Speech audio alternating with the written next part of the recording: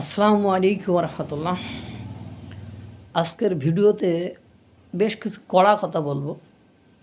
যারা ধর্মটাকে নিয়ে ব্যবসা বাণিজ্য করার চেষ্টা করে এবং যারা ধর্ম এক ধর্মের লোক হয়ে আর এক ধর্মের লোকদেরকে অবমূল্যায়ন অবমাননা করার চেষ্টা করে। ইতিমধ্যে আপনারা বাংলাদেশে দেখেছেন বিভিন্ন সময় ফেসবুকে আপনার বিশ্বনবী সাল্লাল্লাহু আলাইহি সাল্লামকে নিয়ে কটূক্তি করায়, অমুক জায়গায় সনাতন ধর্মের অমুক তমুককে গণপিটুনি, গণধোলাই, তারপরে পুলিশে সোপর্দ, পুলিশে হস্তান্তর, থানায় আটক, ঘেরাও ইত্যাদি ইত্যাদি। আজ বিগত 4-5 দিন প্রত্যেক দিন কোনো না কোনো জায়গায় এরকম ঘটনা ঘটছে এবং সেখানে সনাতন ধর্মের লোকদের উপর একটা টর্চার চালানো হচ্ছে। আমার কথা হলো যে ফেসবুক এমন একটা মাধ্যম যেখানে হ্যাক হয়, ফেসবুক হ্যাক হয়, আর যেখানে বাংলাদেশ ব্যাংকের টাকা পর্যন্ত চুরি হয়, রিজার্ভ চুরি হতে পারে, বাংলাদেশ ব্যাংকের টাকা চুরি হয়ে যেতে পারে, সেখানে একটা ফেসবুক হ্যাক তো হতেই পারে। মাঝে আমার গ্রামের এক ছেলে, একটু গল্পটা বলি তারপরে আমি বলছি যে এই ঘটনাগুলো কেন ঘটে। আমার গ্রামের এক ছেলে শুক্রবারে মসজিদে পাশাপাশি এক জায়গায় বসে নামাজ পড়ছে এবং তার ছেলে আবার সম্পর্কে আমি তার দাদা হই আর কি। তা আমি আবার তার সাথে বসে মজা করছি যে হলো দাদু কী অবস্থা, কি হয়েছে না হয়েছে, মানে ওরা আবার একটু মজা টজা করছে। ওরা আব্বার কোলে বসে আছে, আমি তার পাশে বসে ওর সাথে আবার মজা করছি। আমি বাড়িতে নামাজ পড়ে বাড়িতে যে ভাত খাচ্ছি, সেই সময় আমার মেসেঞ্জারে একটা মেসেজ আসছে যে আমি খুব বিপদে, আমারে একটু 3,000 টাকা ধার দেবেন। তখন আমার মনে হলো যে ও খুব বিপদে গেছে, বাড়ি 5 মিনিট হয়নি, ও খুব বিপদে, এই মেসেজ আসলো কেন? তখন আমি আবার একটু করে লিখলাম যে তুমি কোথায়? কয় আমি তো বাজারে। আমি কোন বাজারে? কয় আমি খুব কাকা বিপদে, এখন আমি খুব বিপদে, এখন বলতে পারছি না, পরে বলবে না, আপনি কি একটু দেবেন এই বিকাশ নাম্বারে? আমি কিন্তু তাহলে একটা বিকাশ নম্বর দাও। তা আমি আবার একটা বিকাশ নম্বর তার কাছ থেকে নিলাম।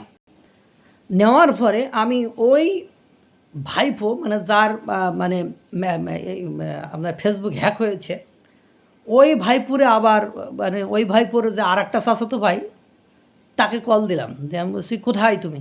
কমুক যায়। আমি বলছি শাইন কোন জায়গায় খুঁজি, এই যে শাইনের ফেসবুক, ইমো, মেসেঞ্জার সব হ্যাক হয়েছে, তো ওটা ঠিক করতেছি। আমি বলছি এই ব্যাপার করে এরকম আপনার না, এরকম আরও 10-12 জনের কাছে সে টাকা চেয়েছে। এখন ঘটনা হলো আপনার ফেসবুক, মেসেঞ্জার এগুলো হ্যাক হয়। গতকালকে ধর্ম অবমাননার দায়ে দুটো হিন্দু ব্যক্তিকে, একটা বাপ আর ছেলেকে দেখলাম টর্চার করছে, পুলিশে সোপর্দ করছে। অথচ তাদের চেহারা দেখে মনে হলো যে এরা ধর্ম অবমাননা তো দূরের কথা, এরা বিশ্বনবী সাল্লাল্লাহু আলাইহি সাল্লামের নামই উচ্চারণ করতে পারবে না। চেহারা অবয়ব দেখে বোঝা যাচ্ছে দে আর নট ইলিটারেট, মানে they are not literate, they are illiterate, মানে তারা শিক্ষিত নয়, তারা মূর্খ বা লেখাপড়া জানে না, মানে এরকম একটা অবস্থা। এখন কথা হলো আপনি আর একটা বিষয় খেয়াল করবেন যে ধর্ম অবমাননার বিষয়টা খুব হৃদয় বিদারক। মানে আমার সাথে কি ঘটছে সেটাও আমি বলি। আমি একবার এক ব্যক্তি ধর্ম অবমাননা করায় সর্বপ্রথম আমি প্রতিবাদ করেছিলাম।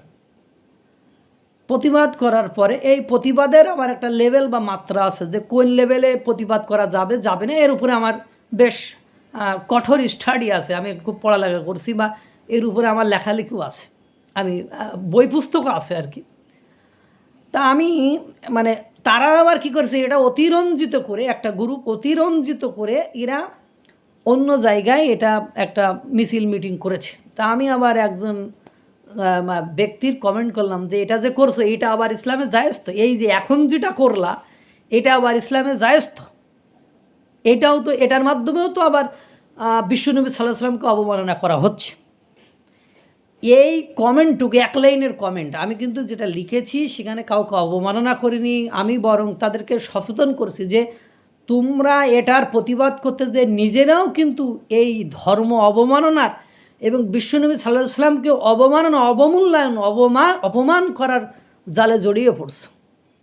তারা কি করলো, আমি বাজারে গিয়েছি, আমাকে বাজারে 4-5 জন ধরে আমাকে মারতে গেল, আমাকে অশ্রাব্য ভাষায় কথাবার্তা বলল, আমাকে মানে গালিগালাজও করলো।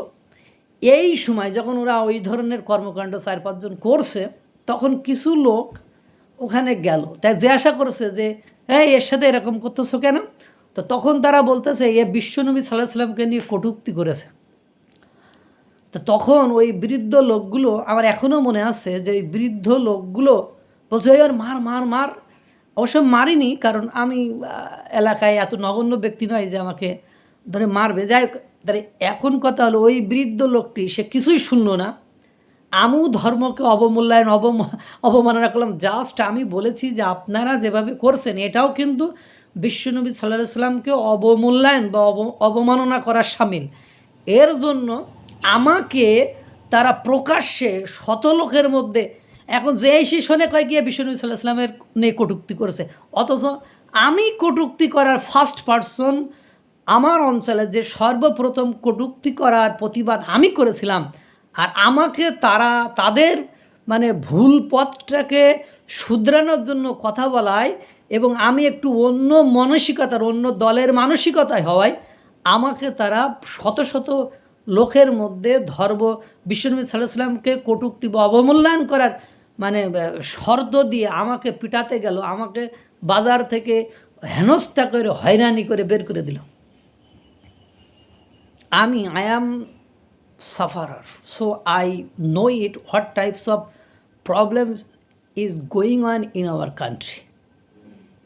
যে এই যে ধর্ম অবমূল্যায়ন, এই যে আমি যে বৃদ্ধ 2 জন ধর্ম অবমূল্যায়নের কথা বলা হয়েছে, পরবর্তীতে একজন একটা চ্যানেল থেকে আমি দেখলাম 10 টাকার জন্য নাকি তাদেরকে এটা বলে হেনস্থা করা হয়েছে। আমার সাথে ঘটেছে, আমি লোকের কি বলবো, আমি আপাদমস্তক সর্বোত্তম চেষ্টা করি যে ধর্মের কোনো বিধান যাতে লঙ্ঘন না হয়।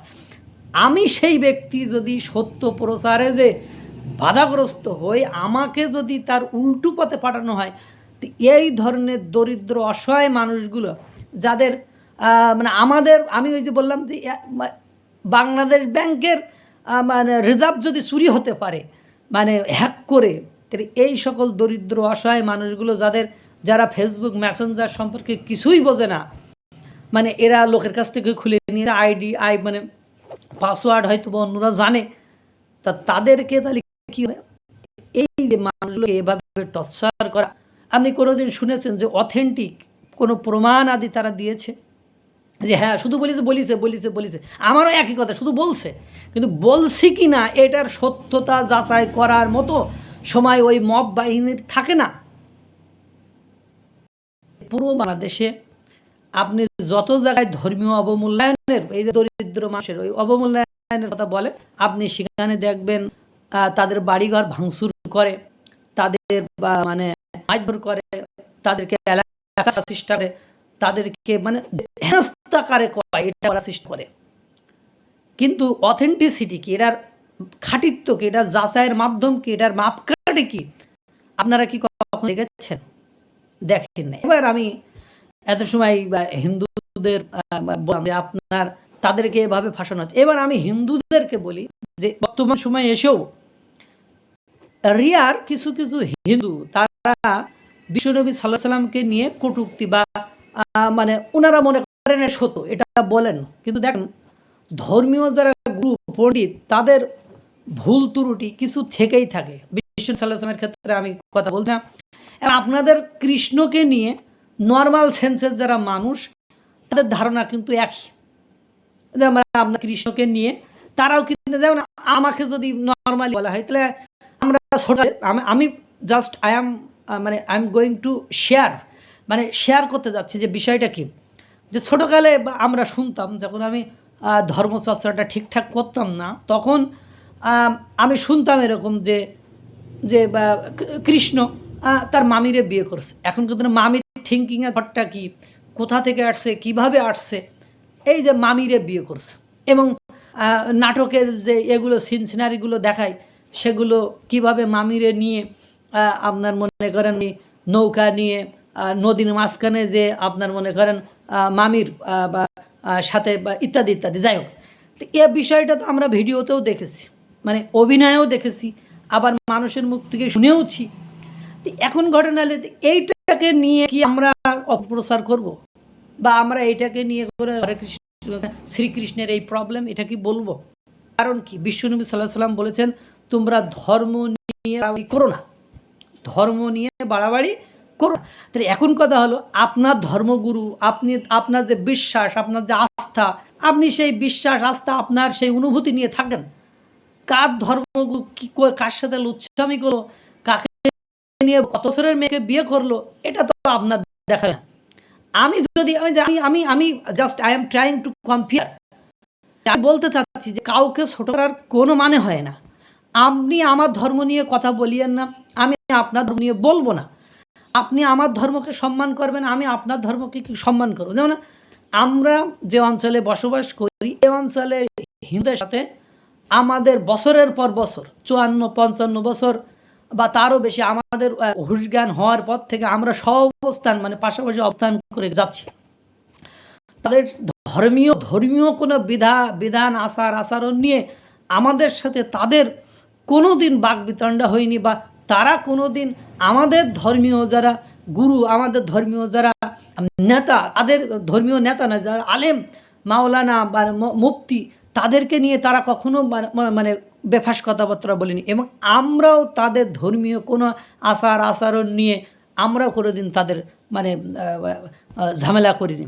আমাদের ধর্মীয় উৎসব যখন পালন হয়, আমরা তাদেরকে, আমাদের আজানের নামাজের সময় হলে আমরা তাদের বলা লাগে না, তারা এটা শিখে গিয়েছে যে আমাদের যখন আজান হয় তখন তাদের আওয়াজগুলো বন্ধ রাখা, তারা স্বপ্রণোদিত হয়ে ইচ্ছাকৃতভাবে সেটা বন্ধ করে রাখে। কোনো দিন আমাদের অঞ্চলে আমরা ইকুয়াল করলে হিন্দু মুসলমান সমান সমান, মানে বেশি নয়। আমাদের অঞ্চলে কোনো দিন কোনোভাবে কোনো রকম মানে কথাকাটি করা বা কারোর কোনো ধর্মকে ছোট করার এই বিধান আমাদের অঞ্চলে চালু নেই। তাহলে যেসব অঞ্চলে, কারণ একজন, আর আমি ওই যে বলি যেসব মানুষগুলো এগুলো করে, হয় দেখবেন অধিকাংশ সময় বলা হচ্ছে যে ফেসবুক মেসেঞ্জারেই নাকি এই ঘটনাগুলো ঘটে। তা আমার সাথে তো মেসেঞ্জারে ঘটনা একটা ঘটছে, শুধু একটু কমেন্ট করার জন্য। কিন্তু আমি এটার আবার সত্যতাও দিয়েছি যে দেখেন আমি যেটা বলেছি সেটা সত্য কথা, সেটার প্রমাণাদি আমার কাছে আছে। আমি পরবর্তীতে তারা এটা মানে বুঝছে, কিন্তু আমাকে যে এই শত শত মানুষের মাঝে নাস্তিক, কাফের, বেঈমান এবং বিশ্বনবীর কটূক্তিকারী বলে মানে আমাকে গালিগালাজ করলো, আমাকে ছোট করলো, এটাই কে নেবে? আমি শক্ত মনের মানুষ, আমি বাস্তবতা বুঝি, এই জন্য আমি নিজেকে সহায় নিতে পেরেছি। কিন্তু এই যে গতকালকে বাপ ছেলে যে দরিদ্র মানুষ, তারা যে মানে যেভাবে নির্যাতিত হলো বা তাদেরকে যেভাবে করা হলো, আমি জানি না সত্যটা কতটুকু। আমি বলছি না যে তারা বলি নাই, আমি আবার এটাও বলছি না যে তারা বলেছে। কিন্তু কথা হলো যে ত্রুটিগুলো ঘটে, যে বিধানগুলো ঘটে, এই যে শত শত মানুষ ধর্মীয় কথা শুনে মূল্যায়ন না করে, কথা না শুনে, মানে সত্যি ঘটনাটি ঘটেছে কিনা, সত্যি সে অপরাধী কিনা, এই কথাটি না শুনে শুধু বিশ্বনবী সাল্লাল্লাহু আলাইহি সাল্লামকে নিয়ে কটূক্তি করেছে, এই কথা শুনেই যখন মানুষের উপর আক্রমণ করা হয়, তখন কি নিজের ধর্মটা আসলেই সম্মানের জায়গায় থাকে? আমার এটা প্রশ্ন।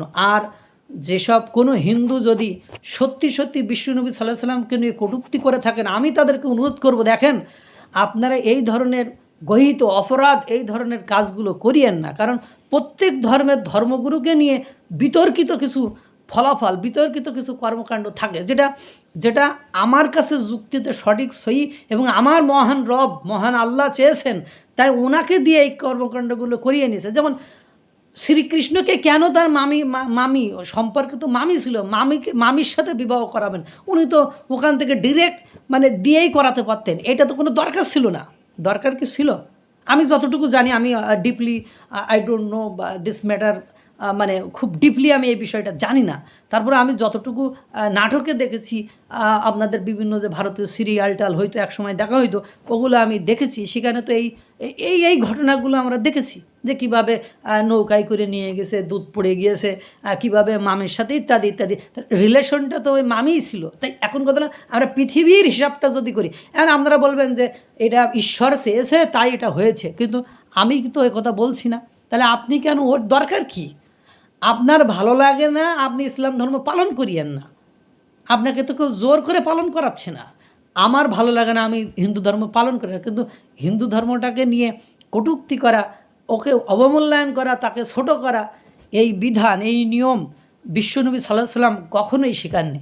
এই জন্য আমি উভয় ধর্মের লোকদেরকে অনুরোধ করব যে আপনারা, বিশেষ করে সনাতন ধর্মী এবং মুসলিম ধর্মী, এই যে কথা হলো চিলে কান নিয়েছে বলেই, শুনেই যে মানে কটূক্তি করেছে শুনেই যে এই মব সৃষ্টি করেন, এই মব সৃষ্টি করা থেকে বিরত থাকেন। কারণ আমি নিজেই বললাম আমার জীবনের গল্প, আপনাদের দূরে যাওয়ার দরকার নেই। আল্লাহ তাআলা সকলকে ভালো রাখুক, সুস্থ রাখুক, এবং হিন্দু মুসলমান সবাইকে হিদায়েত দান করুক যে আসলে ধর্ম নিয়ে বাড়াবাড়ি করা ঠিক নয়। আসসালামু আলাইকুম ওয়া রাহমাতুল্লাহ।